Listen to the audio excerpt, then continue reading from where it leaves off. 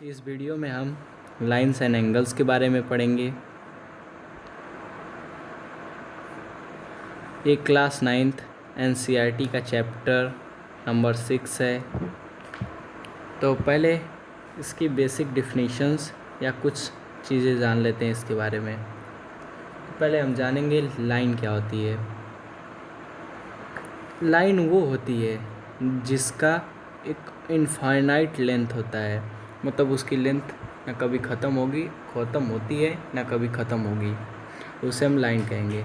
मान लीजिए यहाँ ए है, ये लाइन है एक ठो, ये बी है, तो हम लोग इसको डिनोट करने के लिए ए बी पे ऐसे करके लगा देंगे, दोनों तरफ ऐसे। अब रे के बारे में जान लेते हैं।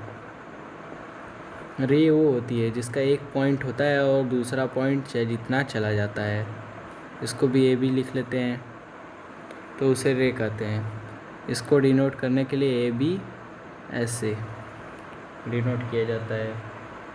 एक लाइन सेगमेंट। अब लाइन सेगमेंट के पर आते हैं। लाइन सेगमेंट वो होता है, मान लीजिए एक लाइन का 2 पॉइंट है, तो उसे हम कहेंगे लाइन सेगमेंट है, ए और बी। इसको डिनोट ऐसे किया जाता है, ए बी पे एक डंडा, उसको हम कहेंगे लाइन सेगमेंट है। अगर एक लाइन है, उस पर 2 या 2 से अधिक पॉइंट्स हैं, तो उसे कहेंगे हम नॉन और कोलिनियर पॉइंट, कोलिनियर पॉइंट्स। अगर नहीं है तो उसे हम नॉन कोलिनियर पॉइंट कहेंगे, नॉन कोलिनियर पॉइंट्स।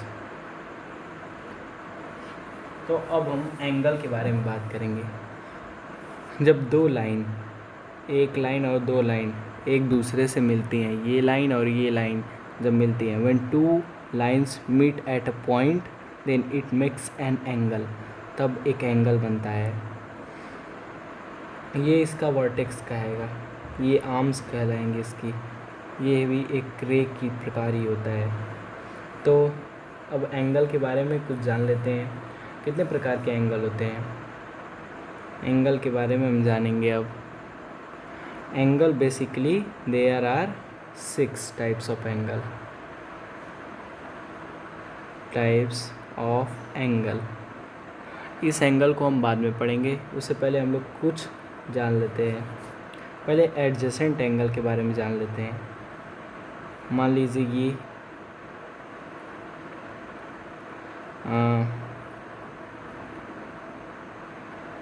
ये ले लीजिए, जो एंगल कोई 2 आर्म्स, मतलब एक ही आर्म में 2 हिस्से हों, तो ये 2 एंगल कहेंगे कि एडजेसेंट एंगल हैं। अब जानेंगे लीनियर पेयर के बारे में। ये एडजेसेंट एंगल थे, एडजेसेंट एंगल के बारे में था ये। अब जानेंगे लीनियर पॉइंट के बारे में, लीनियर पेयर के बारे में। जब 2 लाइन, ये और ये 2 एंगल, जब इसको मान लेते हैं एक्स, एक्स को मान लेते हैं वाई, तो एक्स प्लस वाई जब 180 के बराबर होता है, तब हमारा बनता है लीनियर पेयर। उसमें से दोनों के सम 180 के बराबर होते हैं। अब जान लेते हैं वर्टिकली अपोजिट एंगल क्या होता है। जब 2 लाइन एक दूसरे को काटती हैं, तो ये एंगल इसके इक्वल बराबर होता है, ये एंगल इस एंगल के बराबर होता है, तो हम कहेंगे कि ये जो है ये वर्टिकली अपोजिट एंगल है। अब एक और चीज़ जान लेते हैं कि 2 एंगल होते हैं, ये 90 डिग्री का 2 एंगल्स, जब ये और ये एंगल 90 डिग्री का सम बनाते हैं, ये एंगल और ये एंगल जब जोड़ने पे 90 डिग्री आए, तो उसे हम कहेंगे, ये होता है कम्प्लीमेंट्री एंगल। एक्स और Y, X plus Y is equal to 90 degree. उसी प्रकार सप्लीमेंट्री एंगल होता है। ये कम्प्लीमेंट्री था, अब सप्लीमेंट्री के बारे में जानेंगे। ये लीनियर पेयर के प्रकार ही होता है, उसका भी सम x + y = 180 होता है। तो इस एंगल को हम लोग कह सकते हैं कि लीनियर पेयर जो होता है वो उसको हम सप्लीमेंट्री एंगल को भी कह सकते हैं। अब चलिए 6 टाइप्स पढ़ लेते हैं इसके। तो ये 6 टाइप्स ऑफ एंगल हैं। पहले हम एक्यूट एंगल के बारे में जानते हैं। जो एंगल 0 डिग्री से कम होता है, 0 डिग्री से ऊपर होता है, और ये x = 90, हम लोग बोलेंगे कि जो 90 के नीचे होता है और 0 डिग्री से ऊपर होता है, उसे हम कहेंगे वो एक्यूट एंगल है। राइट एंगल y = 90 डिग्री, जो राइट एंगल होता है उसके एंगल 90 डिग्री तक के होते हैं। और ऑब्ट्यूज एंगल के बारे में बात होती है।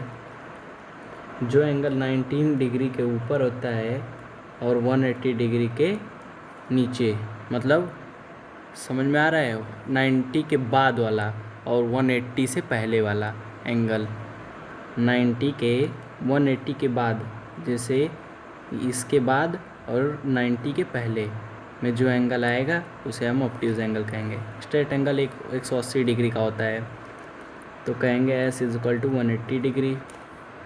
और रिफ्लेक्स एंगल, ये एंगल करीब करीब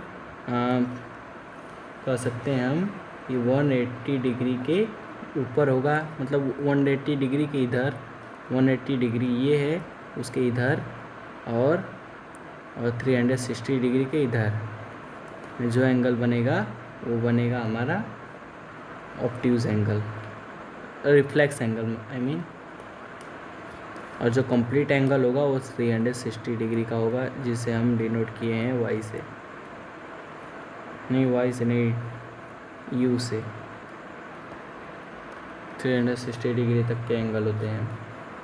तो ये थी पूरी हमारी, दिस इज़ ऑल अबाउट हमारा, मतलब ये पूरा एंगल के बारे में था। पूरा लेक्चर हमारी बुक के बारे में था, लाइन्स एंड एंगल के बारे में। अब कुछ लाइन और इंटरसेक्ट, ये लाइन, एक लाइन होती है ऐसे, जो कि एक दूसरे को बाइसेक्ट नहीं करती है, एक दूसरे को इंटरसेक्ट भी नहीं करती है और सीधे चली जाती है, इसे हम पैरेलल लाइन कहते हैं। पैरेलल लाइंस, एक लाइन होती है जो एक दूसरे को इंटरसेक्ट कर देती है चाहे जहाँ से, उसे हम कहेंगे कि ये लाइन जो है ये है इंटरसेक्टिंग लाइन। इसको लिख लेते हैं इंटरसेक्टिंग लाइन। तो ये पूरा था हमारे लाइन्स एंड एंगल के बारे में। अब हम एक्सरसाइज अगले वीडियो में इसका एक्सरसाइज करेंगे। So thank you and good bye.